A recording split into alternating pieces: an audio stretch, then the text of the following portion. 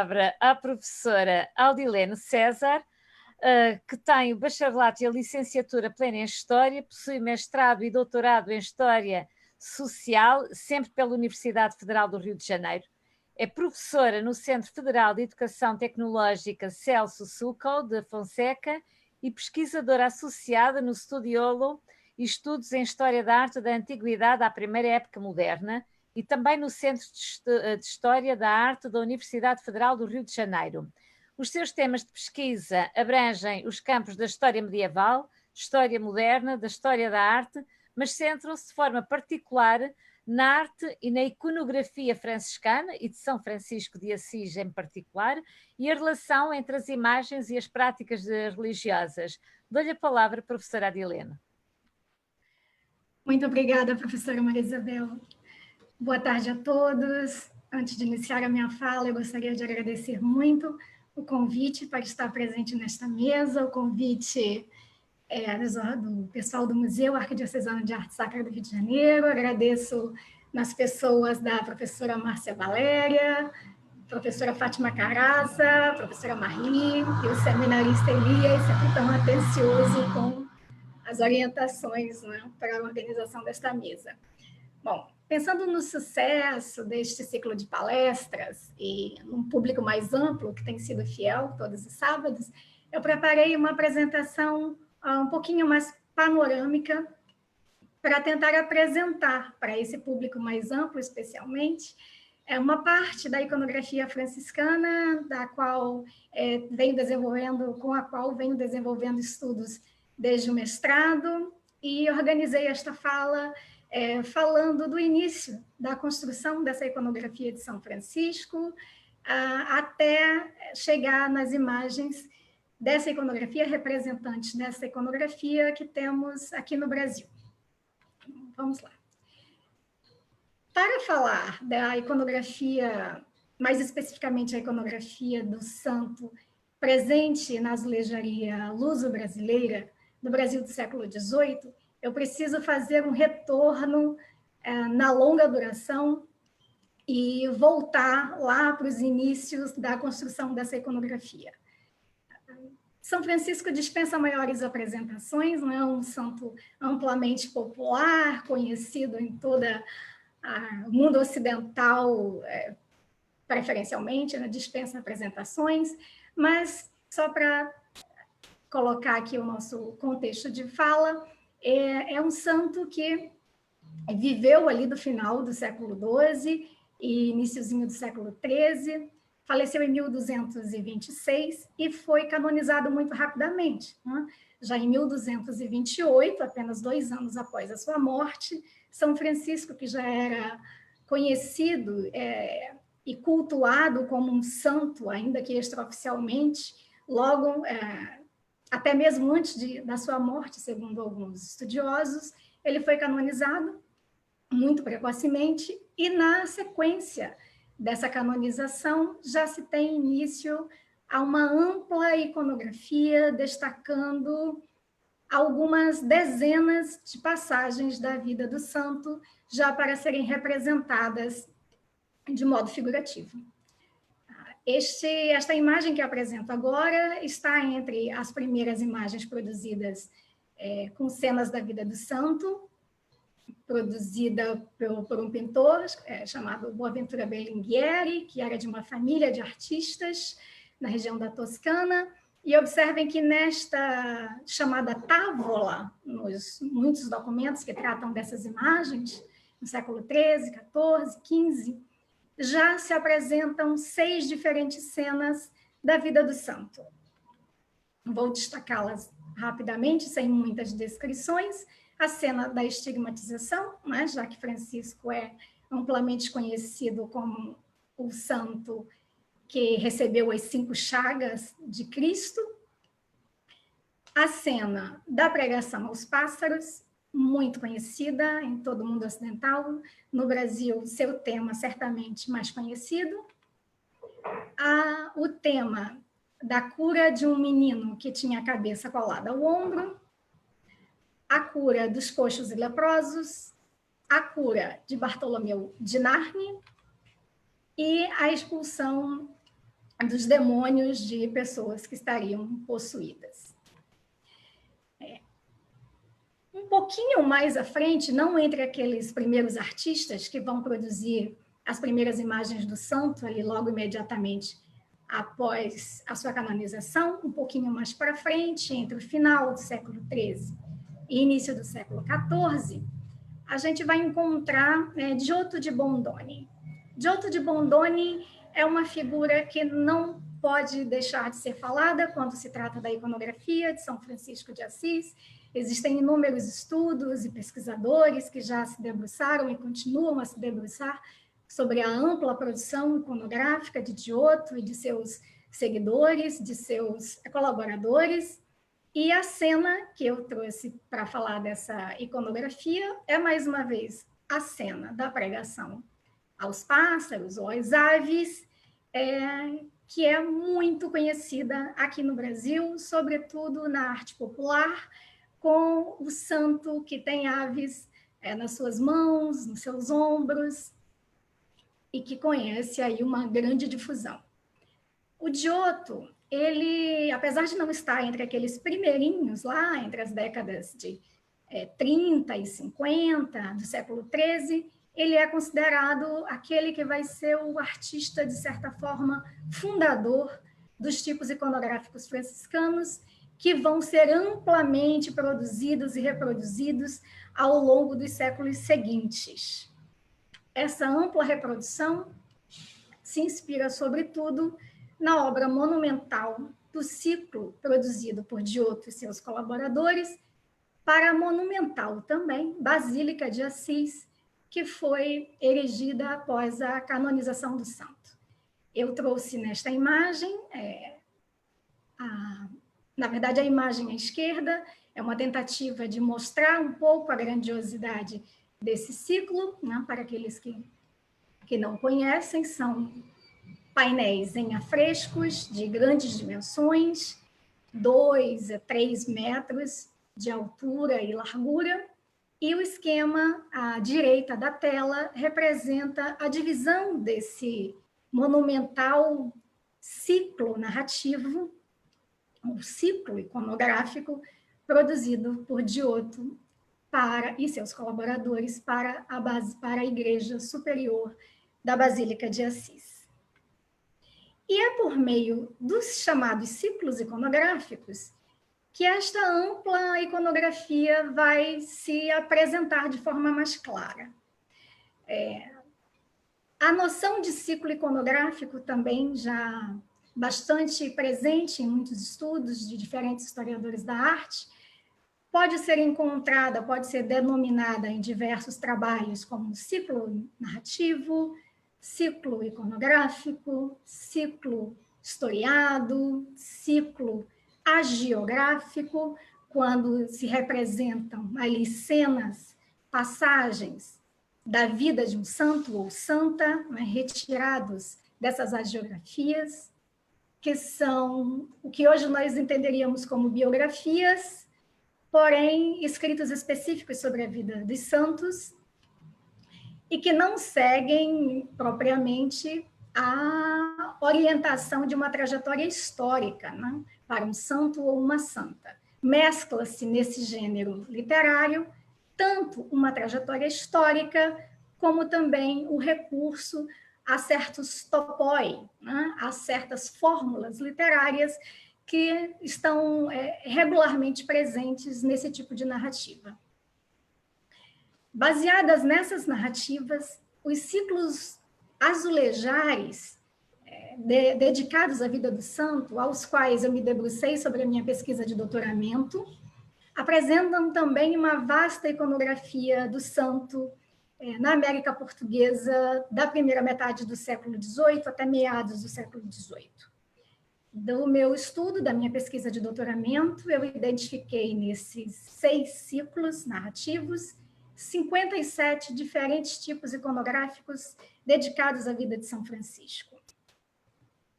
Na minha pesquisa anterior, né, desde o mestrado até o final do doutorado, trabalhando com uma investigação que aborda um recorte temporal numa longa duração, desde o século XIII até 1780, mais precisamente, eu identifiquei 123 diferentes tipos iconográficos dedicados à vida de São Francisco de Assis. É muita coisa, é muita coisa. Outros santos para os quais foram dedicados uma ampla iconografia, uma iconografia de diversos tipos, né, diversas passagens, dedicadas a diversas passagens de suas vidas, esses santos costumam contar, em média, com 40, 50 tipos iconográficos normalmente. São Francisco, portanto, já é possível perceber que essa iconografia extrapola, vai muito além desses números. Aqui eu vou apresentar rapidamente esses ciclos azulejares, apresentar os locais em que eles se encontram no Brasil, os ciclos que foram objeto de pesquisa do meu doutoramento. O primeiro e maior deles é o ciclo do claustro do convento franciscano de Nossa Senhora das Neves, em Olinda, é o maior de todos, conta com 16 diferentes painéis, sendo que alguns deles chegam a ter 4, 5 cenas diferentes, passagens diferentes da vida do santo representadas. O segundo ciclo é o ciclo da igreja de São Francisco, do convento de São Francisco de Serinhaém, em Pernambuco. O terceiro ciclo, na igreja do convento de São Francisco, de Salvador, é um ciclo que ele não segue uma linha ele é interrompido, ele tem uma parte do ciclo no Nártex e uma segunda parte do ciclo que continua na Capela Mor. Este outro ciclo é um pequeno ciclo narrativo azulejar também, que está no corredor lateral da Casa de Orações dos Irmãos Terceiros de São Francisco de Salvador. Este outro é um pequeno ciclo na Capela Mor, da Igreja de Santo Antônio, do antigo convento de Santo Antônio de Belém do Pará. É um ciclo misto, do lado da Epístola são encontradas passagens da vida de São Francisco e do lado do Evangelho, passagens da vida de Santo Antônio. Ainda no convento de Belém, tem um pequeno ciclo numa capela que tem abertura para o claustro.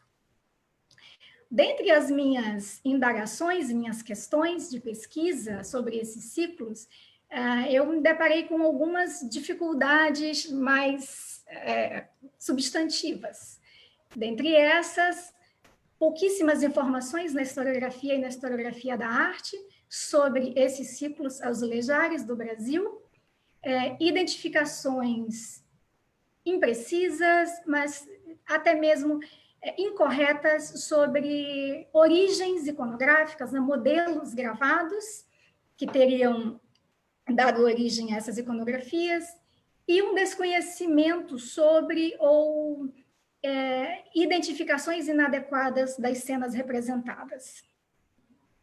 Vou dar um exemplo dessas questões, né, em alguns casos, alguns problemas. Trouxe para vocês nessa imagem à direita um dos painéis que se encontra no convento de Olinda, no claustro, né, no ciclo do claustro do convento de Olinda, e ela representa o nascimento de São Francisco.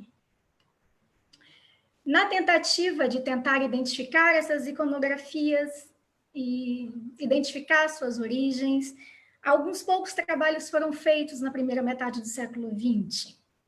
Um desses trabalhos de um historiador franciscano, o Frei Bonifácio Miller, no final da década de 50 para o começo da década de 60 do século XX, ele apresentou como hipótese que havia encontrado uma série de gravuras que dariam conta da origem iconográfica dos azulejos, tanto do ciclo do convento de Olinda, quanto do convento de Serinhaém, da igreja de Serinhaém. E apontou como sendo essa origem a série de gravuras, do livro de gravuras que se encontra na biblioteca, na Fundação Biblioteca Nacional do Rio de Janeiro, que foi organizada pelo gravador Filipos Gallius também chamado aparece em alguns documentos como Felipe Galli, com desenhos de um outro artista, e que, de fato, apresenta muitas cenas que são análogas às cenas representadas nesses dois ciclos, de Olinda e de Serinhaém. Porém, ao começar a minha análise das fontes visuais e um estudo comparativo de cada painel e de cada gravura encontrada nesta série, logo no exame das primeiras imagens, eu já pude concluir que esta não era a série que teria dado origem nem às imagens do convento de Olinda e nem às imagens do convento de Serinhaém. Trouxe um exemplo para mostrar.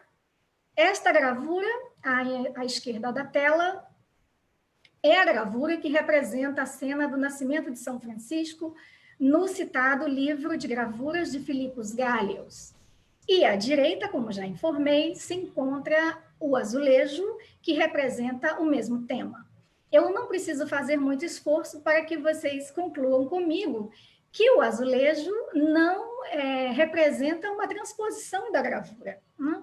O núcleo central, a principal cena de destaque, que é a cena em que aparece o bebê Francisco, é totalmente diferente no azulejo da tela que é representada na gravura. E isso acontece também para outros painéis com mais ou menos diferenças, mas vê-se claramente que esse livro não constitui aquele que daria origem aos azulejos desses dois conjuntos. Um outro problema é que nos poucos trabalhos que perpassavam esses ciclos, nenhum dos trabalhos havia trabalhado os ciclos completos, não formando uma série de ciclos da vida de São Francisco no Brasil. Os trabalhos também quase sempre eram trabalhos com outros objetivos, e não o objetivo de identificar iconografias ou destrinchar conteúdos iconográficos. Mas esses trabalhos perpassavam ali por outras questões, esses azulejos, e apresentavam algumas possibilidades de títulos e de identificações. Para esses dois painéis, o painel apresentado na parte superior é do conjunto de Serinhaém, e na parte inferior da tela do convento do claustro do convento de Olinda, mas, como vocês já devem ter percebido, eles representam os mesmos temas, com uma diferença mais central, e que provavelmente teriam partido de uma gravura comum. Para esses dois painéis, as identificações que eu encontrei num primeiro trabalho foi Missa de São Francisco com cão ajoelhado. E no segundo trabalho, São Francisco ajudando a missa, com nota humorística do cachorrinho ajoelhado. Diante desses momentos, né, de inquietação e de busca ali pelos caminhos para desvendar essas iconografias, muito chamava a minha atenção as reflexões do historiador galês Michael Baxandall, quando ele falava muito sobre as diferenças, né, entre o nosso olhar contemporâneo e o olhar da época. Para nós, essas iconografias causam um total estranhamento. Para mim, que havia no mestrado me debruçado bastante sobre a tradição iconográfica medieval da vida de São Francisco, apesar do meu trabalho se dedicar especialmente à estigmatização, era muito chocante olhar para essas imagens e, à primeira vista, não identificar várias delas, não entender do que elas estavam tratando. E aí vai um longuíssimo percurso de pesquisa com fontes escritas, agiografias, crônicas, documentos diversos, e também uma ampla pesquisa com fontes visuais, gravuras, pinturas sobre madeira, que foram produzidas ali no mesmo período, sempre tentando trabalhar com um olhar sincrônico e diacrônico do desenvolvimento dessa iconografia. Por fim, depois de analisar muitas séries de gravuras e gravuras avulsas, tive a enorme felicidade de encontrar finalmente o livro de gravuras que, de fato, deu origem, não a todos, mas à grande maioria dos painéis que são representados no ciclo iconográfico de Olinda, no ciclo iconográfico de Sirinhaém, no ciclo iconográfico da Ordem Terceira de Salvador, na capela do claustro de Belém, e muitas vezes, esses azulejos representavam uma transposição muito fiel dessas gravuras, em outros casos não, em outros casos a hibridização iconográfica, como bem trabalhou esse conceito Jérôme Bachet, em outros casos apropriações também bastante significativas, mas no caso desta gravura, para o azulejo de Olinda, que está na parte inferior da tela, vocês podem ver que tem ali uma transposição muito fiel da gravura para o azulejo. No caso do azulejo de Sirinhaém, chama a atenção que justamente a gravura considerada central, a cena considerada central para a gravura, foi retirada, né, do azulejo de Sirinhaém, e aí tem uma longuíssima explicação. Isso está relacionado com a relação espaço, função, lugar da imagem, né? Essa é uma imagem que está na Capela Mor, e todas as imagens da Capela Mor têm como objetivo se debruçar sobre questões eucarísticas, e também foi um longo percurso para chegar a essa conclusão, mas a gravura também nos ajuda a identificar as cenas, porque essa série de gravuras possuía legendas em latim e em italiano antigo. Uma professora, mestre em língua latina pela Universidade Federal do Rio de Janeiro, foi uma grande colaboradora no trabalho de tentar destrinchar os significados dessas legendas. A professora Tamara Quirico, que está aqui presente, também fui muitas vezes procurá-la para que ela me ajudasse com o italiano do século XVI, e, para a minha enorme felicidade, todos os temas dos azulejos foram identificados com base nesse estudo. E eu que gostaria de chamar a atenção que lá no começo, quando eu falei que as informações primeiras que encontrei sobre esse azulejo falavam de um cachorrinho ajudando na missa, não é? Um cachorrinho que estava ao lado do Francisco, e o texto que eu já havia localizado em dois relatos hagiográficos falavam de uma ovelhinha que acompanhava Francisco e que, na hora da elevação da hóstia consagrada, a ovelhinha se ajoelha junto com Francisco em adoração. Mesmo assim, permanecia aquela dúvida: puxa, mas a representação realmente, não é? Para o olhar contemporâneo, parece tanto um cachorrinho. Vejam o rabo, não é? Vejam vários aspectos figurativos do animal, realmente lembram um cachorrinho. Mas, para que não restasse dúvidas, a gravura traz a legenda confirmando que a intenção ali era retomar aquela passagem hagiográfica, e sim, é uma ovelhinha que está representada ao lado de Francisco, apesar dos nossos olhos contemporâneos enxergarem um cachorro. E agora, para também destacar mais um aspecto desta iconografia franciscana, e também fazer uma relação com a fala das minhas colegas Eveline e Tamara, minhas professoras Eveline e Tamara, eu também vou colocar aqui um pezinho na tradição clássica. Não é? São Francisco, por uma série de razões, também vai ter na sua iconografia representações, marcas dessa iconografia da tradição clássica, presente também nessa iconografia franciscana medieval e da era moderna. Neste caso, existiria aqui uma longuíssima reflexão sobre a teoria da interpretação figural, da prefiguração, né?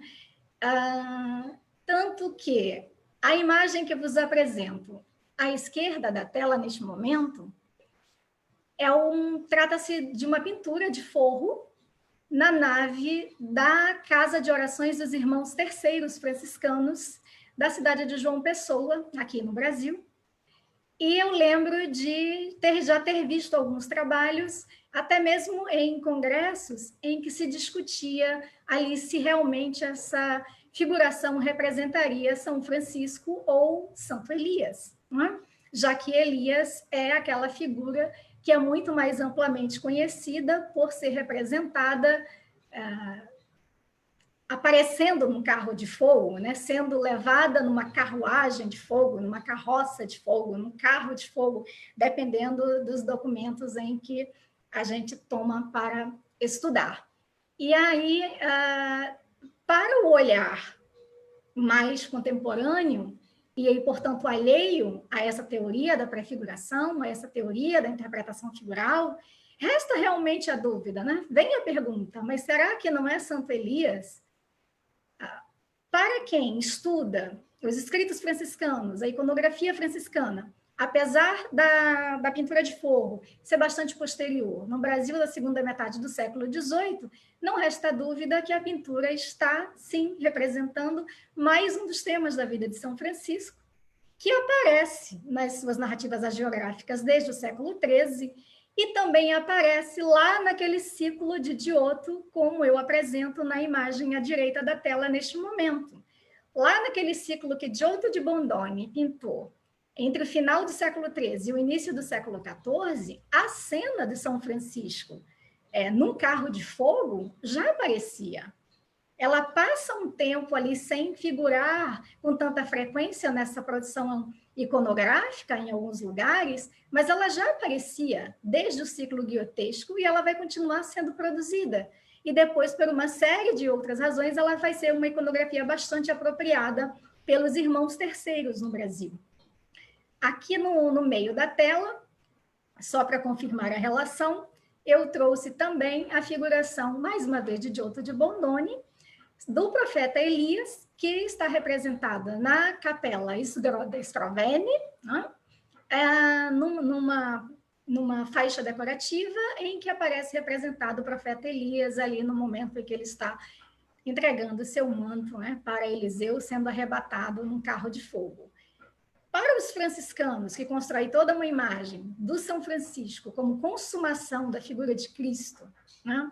E sendo Cristo também consumação da figura de Elias, na teoria da interpretação figural, esse olhar, essa perspectiva teleológica sobre a história sagrada se torna bastante plausível, né? E o entendimento dessa produção iconográfica fica mais esclarecida.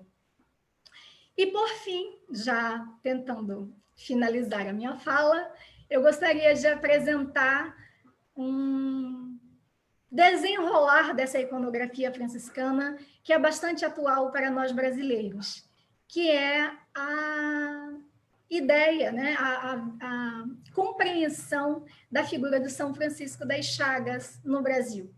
Junto com o Santo dos Passarinhos, eu não sei se a professora Maria Isabel, de Portugal, tem esse entendimento, professora. Aqui no Brasil, junto com o Santo dos Passarinhos, que é o mais popular, a figura do São Francisco das Chagas é uma outra figura muito popular. E eu trouxe aqui um desses painéis azulejares, no caso do ciclo de Sirinhaém, que mostra, de certa forma, a construção dessa iconografia de São Francisco das Chagas.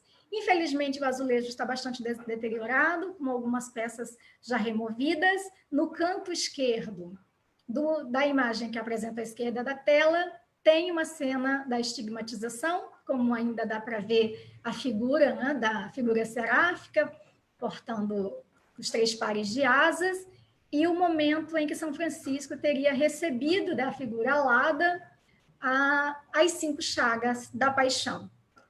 Ao lado, mais para o meio do azulejo, aparece a figura do São Francisco apresentando essas chagas, que eu destaco aqui no meio da tela.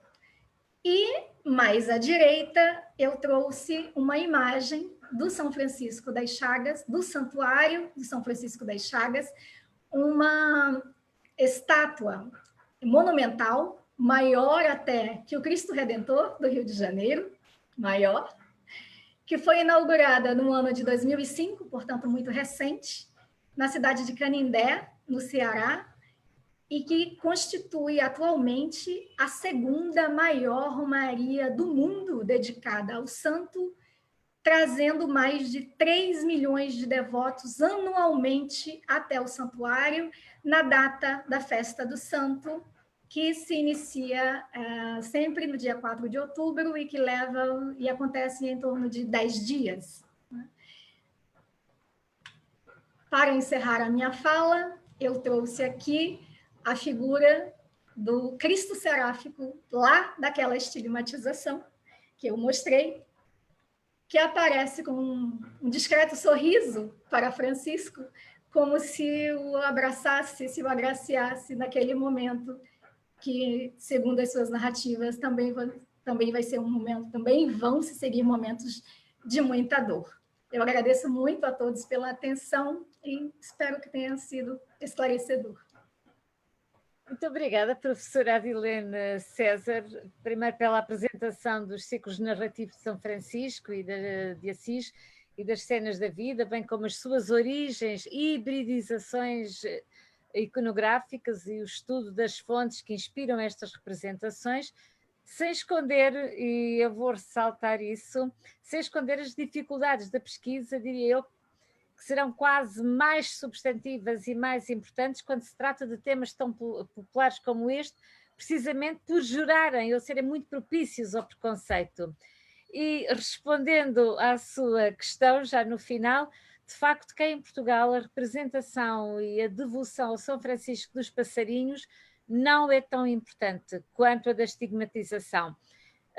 Talvez até porque, quando se fala do sermão a criaturas da natureza, a nossa representação é de Santo António a pregar aos peixes, com alguns pontos, naturalmente, idênticos e retirados da própria iconografia de São Francisco. Agradeço-lhe muito, uma boa tarde.